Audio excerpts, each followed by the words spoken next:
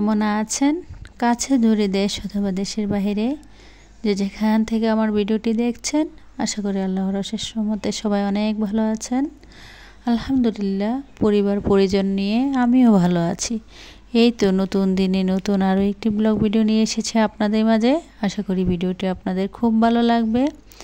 সকালবেলা ঘুম থেকে উঠে জানালা খুলে বাইরে দেখলাম অনেক কুয়াশা পড়েছে।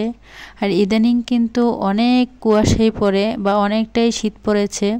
দেশের সব জায়গায় শীত পড়েছে। তো এই শীতে সকালে দরজা জানালা বেশিরভাগ সময় কিন্তু অফ করে রাখতে হয়। সকালে বাহিরের চিত্র দেখে চলে এলাম কিচেনে। আর ফ্রোজেন রুটি আগে থেকেই বানিয়ে রেখে দিয়েছিলাম, আর এখন একে একে রুটিগুলো ছেঁকে নিয়েছি। আর এদিক দিয়ে এই তো দুধ চাটা বসিয়ে দিয়েছি। আর বলতে কি, আমার এখন কেন জানি এত একটা বদ অভ্যাস হয়ে গিয়েছে, সকালবেলা দুধ চা আর পরোটা ছাড়া নাস্তা করতে একটু ভালো লাগে না। তাই এদিকে চা আর পরোটা ভেজে নিয়েছি আর কি। এখন মা মেয়ে মিলে নাস্তাটা করে নেব। আজকে আর টেবিলে খাবার দেইনি, আজকে বিছানায় বসিয়ে মেয়েকে খাবার খাইয়ে দিচ্ছিলাম, শীত যেহেতু বেশি। ভিডিওর এই পর্যায়ে এসে যে সকল আপু এবং ভাইয়ারা আমার সাথে আছেন, প্লিজ ভিডিওটিতে একটি লাইক দিয়ে দিন। আপনাদের একটি লাইকই পারে আমার ভিডিওটি অনেকের কাছে পৌঁছে দিতে। আর যারা অলরেডি এই কাজটি করে দিয়েছেন তাদেরকে জানাই অসংখ্য ধন্যবাদ। এদিক দিয়ে আগের দিন বাজারে গিয়েছিলাম আর কি, বাজার থেকে কিছু শুকনো বাজার আনা হয়েছিল। এখন বাজারগুলো একে একে গুছিয়ে নেব। আর আজকে কিন্তু মাছেরও বাজার করেছি, যার কারণে আজকে কিন্তু কাজের অনেকটাই চাপ বেড়ে গিয়েছে। আর যেদিন দেখবেন যে সংসারে বা বাসায় মাছের বাজার বা মুরগি বাজার আনা হয়, ওই দিন যেন কাজের কোনো শেষই হয় না। কাজ কোথায় থেকে যে এত কাজ চলে আসে আসলে আমরা বলতে পারি না। আর আসলেই মাছ মাংস এগুলো গুছাতে অনেকটা সময় লেগে যায়, যার কারণে এমন মনে হয় আর কি। তারপরেও দেখা গিয়েছে যে বাসা পরিষ্কার করার একটা ব্যাপার আছে। যেদিন বাসায় মুরগি বা মাছ নিয়ে আসে, বাসাটা খুব ভালোভাবে ক্লিন করতে হয় আর কি। এই আর কি অবস্থা। আর এদিক দিয়ে দুধটা মানে গুঁড়ো দুধটা শেষ হয়ে গিয়েছিল আর কি, এখন গুঁড়ো দুধটা ঢেলে নিলাম। আর এই যে 1 কেজি এখানে দেখতে পাচ্ছেন লবণ, এই লবণটা কিন্তু আমার 1 মাস চলে যাবে। আমার ফ্যামিলিতে যেহেতু মানুষ কম, মাত্র আমরা 3 জন মানুষ, তার জন্য আর কি আমার 1 কেজি লবণ হলে পুরো 1 মাস চলে যায়। আধা কেজি হুইলের প্যাকেট হলে কিন্তু আমার 1 মাস চলে যায়। তাই আমি প্রতি মাসের বাজার প্রতি মাসেই করে নেই, আমি এক্সট্রা কোনো বাজার করি না। আর এতেও দেখতে পেলেন এদিক দিয়ে বাজার থেকে কিন্তু অনেকগুলো মাছ নিয়ে আসা হয়েছে। মাছগুলো কিন্তু কেটে নিয়ে এসেছিল। আর এখন মাছগুলো আমি কিন্তু ধুয়ে পরিষ্কার করে নিয়েছি অফ ক্যামেরাতে। বাসায় কারেন্ট ছিল না, যার কারণে মাছগুলো ধোয়ার সময় আপনাদের সাথে আর ভিডিও করতে পারিনি। আমার কিচেনটা যেহেতু অনেকটাই ছোট এবং কি অন্ধকার, তার কারণে আর কি কারেন্ট না থাকলে কোনো ভিডিওই করতে পারিনি। এদিক দিয়ে এই তো সবগুলো মাছ কিন্তু আমি গুছিয়ে নিচ্ছি। আর আমার যেহেতু ডিপ ফ্রিজ নেই, শুধু নর্মাল একটা ফ্রিজ, যার কারণে মাছগুলোকে বক্সে রাখতে চাইলেও আসলে সবগুলো মাছ বক্সে রাখতে পারি না, কারণ ফ্রিজে জায়গার একটা বিষয় আছে। তার কারণে কিছুটা মাছ আমি বক্সে রেখে দেব, আর কিছুটা মাছ আমি কিন্তু এই যে পলিতে রেখে দেব। আর এই যে বাটা মাছগুলো দেখছেন, এই মাছগুলো কিন্তু আমার অনেকটাই পছন্দ। কোন কোন আপুদের এই মাছ খেতে পছন্দ অবশ্যই কমেন্টে বলবেন। এদিক দিয়ে এই তো মাছগুলো এখন আমি গুছিয়ে নিচ্ছি। আবারও ভিডিওর এই পর্যায়ে এসে যে সকল আপুরা আজকে আমার চ্যানেলে নতুন জয়েন হয়েছেন তাদেরকে বলছি, প্লিজ চ্যানেলটি সাবস্ক্রাইব করে পাশেই থেকে যাবেন। পাশে থাকা বেল বাটনে অল অপশনটি প্রেস করে দেবেন, যাতে করে আমি কোনো নতুন ভিডিও ছাড়ার সাথে সাথে আপনার কাছে নোটিফিকেশন চলে যায়। আর যারা অলরেডি এই কাজটি করে দিয়েছেন তাদেরকে জানাই অসংখ্য ধন্যবাদ। আসল কথা কি বলবো জানেন আপুরা, মানে মানে আমার গত ভিডিওতে আর কি মানে এমন একটা সমস্যা হয়েছিল নেটের কারণে আর কি। আমার ভিডিওটা যখন আমি এক্সপোর্ট করতে গিয়েছি, এক্সপোর্ট হয়েছিল, শুধু কথাগুলা দেখা মানে শোনা গিয়েছিল, কিন্তু কেন জানি ভিডিওতে মানে কোনো কিছুই দেখা যায়নি। মাত্র প্রায় 2-1 মিনিটের ভিডিওতে যা কিছু ছিল আর কি, এরপর থেকে শুধু আমার ভয়েসটাই শোনা গিয়েছে আর কি, আর কোনো কিছুই দেখা যায়নি। তাই মানে আমার এতটাই কষ্ট লেগেছে, যা দেখেন আপুরা, আমার একটা ভিডিও মাত্র মানে পাবলিশ করার পর 2 মিনিট মাত্র ভিডিওটা দেখা গিয়েছে, কিন্তু এরপরে আর ভিডিওটা কোনো কিছুই দেখা যায়নি, শুধু কথাগুলো শোনা গিয়েছে। কিছু কিছু আপুরা, মানে নাম বলবো না, তাদের আইডির নামও বলবো না, ওনারা কিন্তু অনেক বড় বড় ইউটিউবার, ঠিক আছে, মানে কয়েকজন ছিল অনেক বড় ইউটিউবার, আর কিছু ছিল আমার মতো নতুন।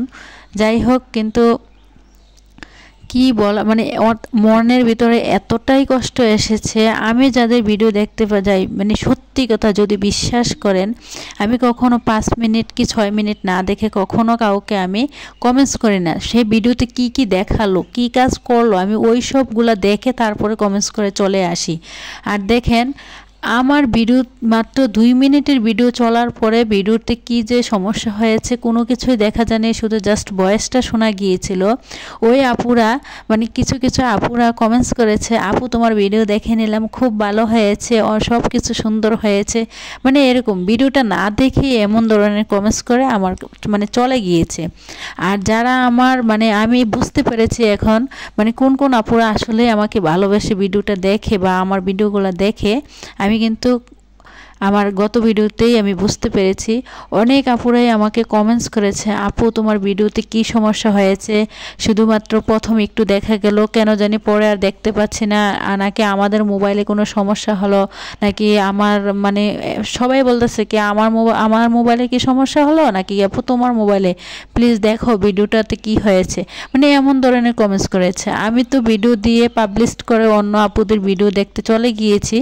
পরে যখন অনেকক্ষণ পরে আমি মানে কমেন্টস বক্স চেক করলাম আর কি, প্রায় 15টা ভিউ হয়ে গিয়েছিল, তখন 15টা কমেন্টসও কিন্তু চলে এসেছিল। তারপরে আমি যখন ভিডিওতে চেক করি তখন দেখলাম যে আসলে আমার ভিডিওটাতেই প্রবলেম হয়েছে।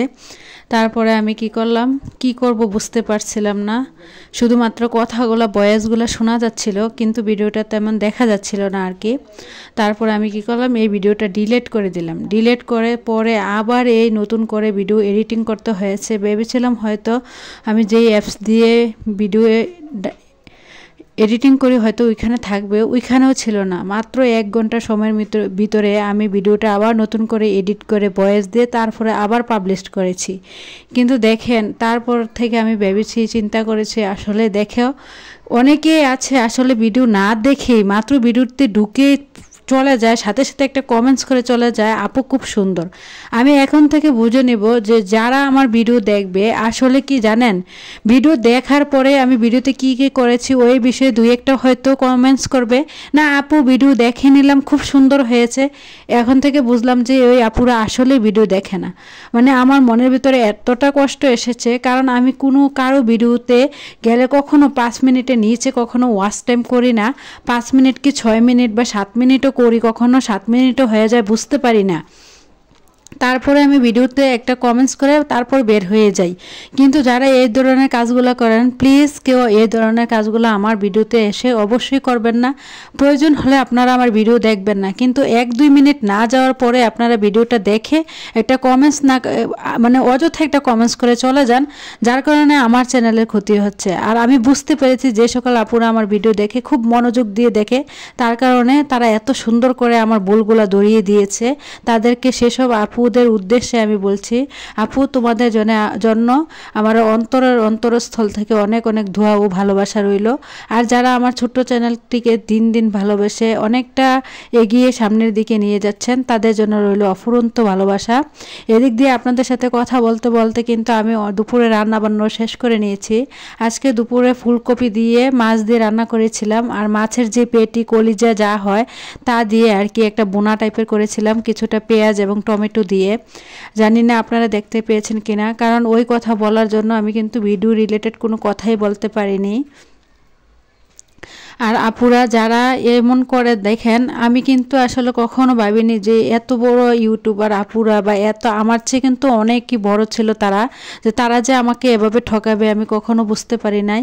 আসলে আমি এই ভিডিওটা দেওয়ার কারণে আমি কিন্তু বুঝতে পারলাম আসলে কে আমার ভিডিও ফুল ওয়াচ করে আর কে ভিডিও ফুল ওয়াচ করে না। যাই হোক, এদিক দিয়ে কথা বলতে বলতে রান্নাবান্না শেষ করে দুপুরে খাওয়া দাওয়া শেষ করে মানে চলে এসেছি আর কি দুপুরে খাওয়ার জন্য।